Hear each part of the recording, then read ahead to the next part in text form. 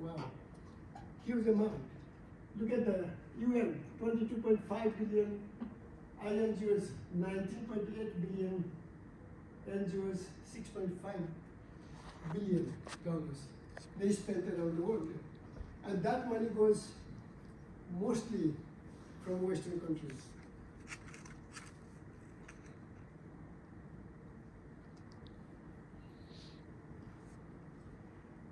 I'm not sure, quite sure if you want to this, but I thought we need to talk about development context and humanitarian context.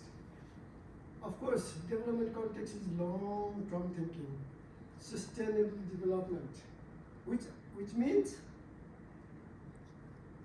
let's say, example, drinking water project. What is the drinking water project sustainability? If the pipes are, their age is 20 years, so the water has to come 20 years. That's sustainable to me. For which you need to make sure the technical skills are there before you leave. Your project leaves the area, you need to build the skills technically and managerial skills. There has to be a committee who runs the management, who manage the community. But they also need to find out where the pipe is broken and how to join the pipe again. All these kind of technical skills. And then they also need to know if there is a problem, such problem, where to contact, right? But they also need money. What do? You have to be able to make sure that they are able to raise locally, or you develop from the day one to raise funds for this project for future, slowly from the community, so that they love it, so that they think they feel ownership of the project. So that's very long-term thinking you have to have in development. Not just go and make the road and finish, no. But humanitarian context, short-term, urgent, now. If anything happens for the community, like by UNICEF rule, if possible, to within 24 hours.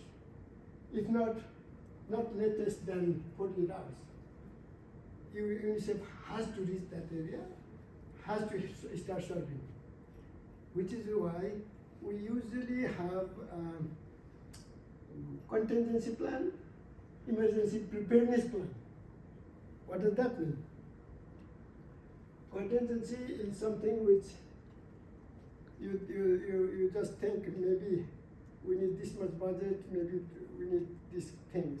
But emergency preparedness, in emergency countries, I used to do with the whole UN team and international NGOs and local NGOs and government also.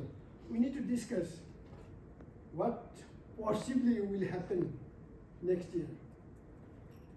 Where? How? What? In what we need to prepare? Which area that you think it will hit? That's where we start training the people.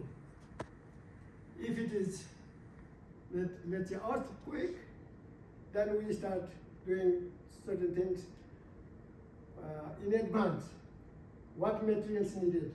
Maybe the houses will fall down, so we need tents. Maybe the food will not be able to take from the home, for example. So